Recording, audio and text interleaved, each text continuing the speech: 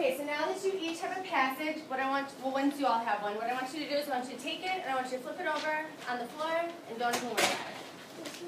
Because that's going to come next. Okay, passing on paper should not require any talking, so no one should be talking. So we're just going to talk about, we do reading strategies all the time, right? Lots of different things, boys. You guys. So we use different reading strategies all the time while we're reading, right? To be good readers, it's not just about being able to read quickly and correctly, right? Okay, you guys in the back corner, one more time, and you're going to come sit next to me. Okay, so what we're going to talk about today, if I use the word, if I'm inferring something, has anyone ever heard that word before, to inference something or to infer something? Yes, you have? Okay, so what does that mean? What does that word mean?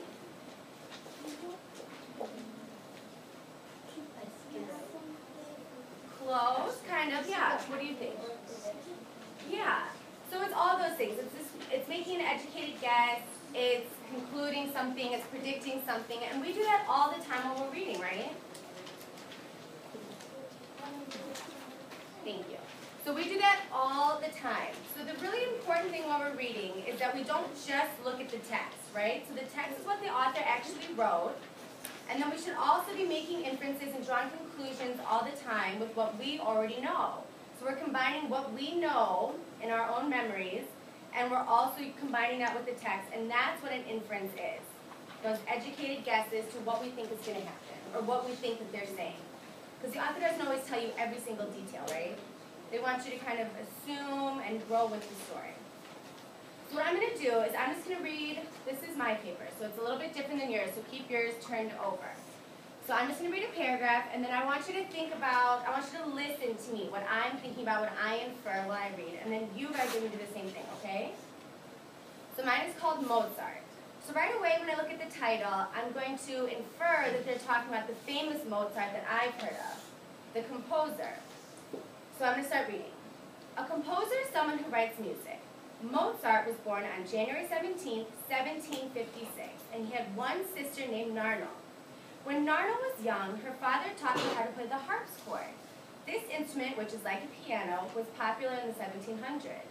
As his sister practiced music, 3-year-old Wolfgang Mozart often sat right next to her. So now that I've finished the first paragraph, I'm already thinking of lots of inferences and conclusions that I've thought of.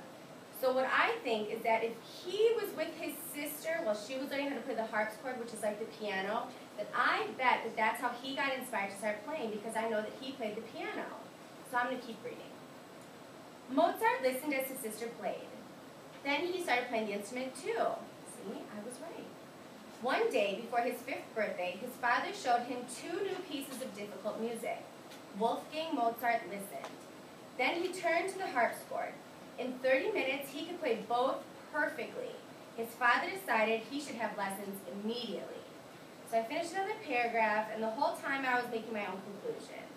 So what I think is that since his father decided to have him start taking lessons immediately, I'm thinking that they went pretty well because he became this amazing composer, right? So does that make sense? Are you guys noticing what I'm doing? Can someone give me an example of what I'm doing? Or say something specific? Michael?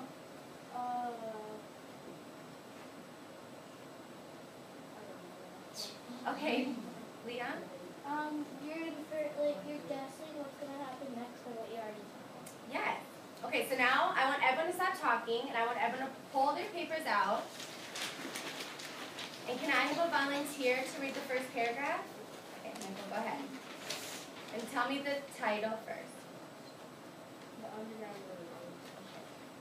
In 1830s, Americans could ride trains to travel, but some people traveled on different kinds of railroads. This one had no cars or tracks. This started when slaves in the South began to escape from railroads. When slaves escaped, they became Fugitives. They ran and hid from the law. Very nice. So can anyone make any kind of an inference with that? Go ahead. They were trying to get to the north. Okay.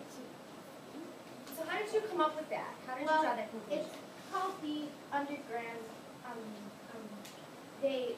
it's called the Underground Railroad, and we've been learning about the Underground Railroad.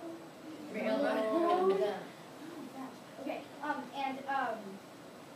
they would go to house to, and there would be symbols or something that let them know that they can come in, and they would be willing to help. Good. So, yeah. So did you guys see what she just did? She took the title of the passage, she listened to the first paragraph, and then she combined the text with her own prior knowledge. And so that's how she came up with her own conclusion. Does anybody else want to make a statement about this paragraph? Okay, are you volunteering to read the next one? Okay, go ahead. A few white people decided to help these slaves. Some helped by hiding fugitives in wagons and moving them to stations. These stations were houses where fugitives could hide until it was safe to move them. The fugitives traveled from place to place until they reached Canada. People called the system the Underground Railroad. Excellent. So who wants to show our new skill with that paragraph?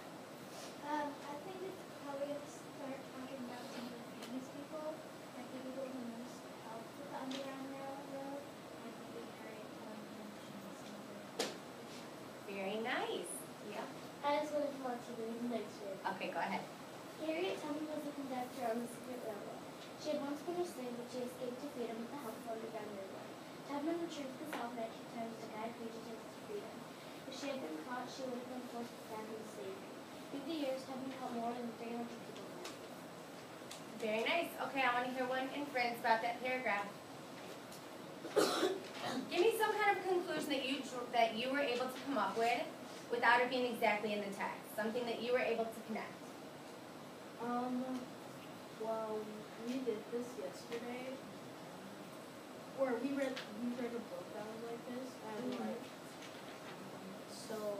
if they wanted to go back, she'd have a weapon, and she would point it to their head, and and then she would say I forgot what she said, but.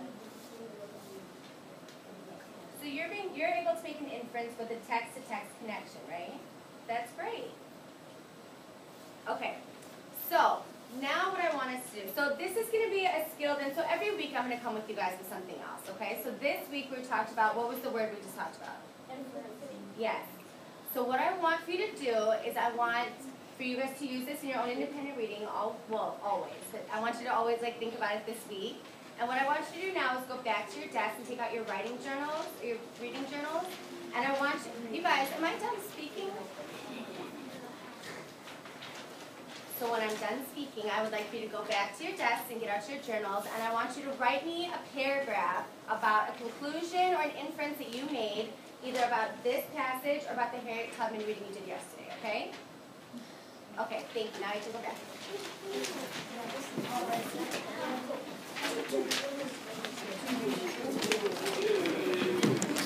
Oh, Josh, you put them, Rob.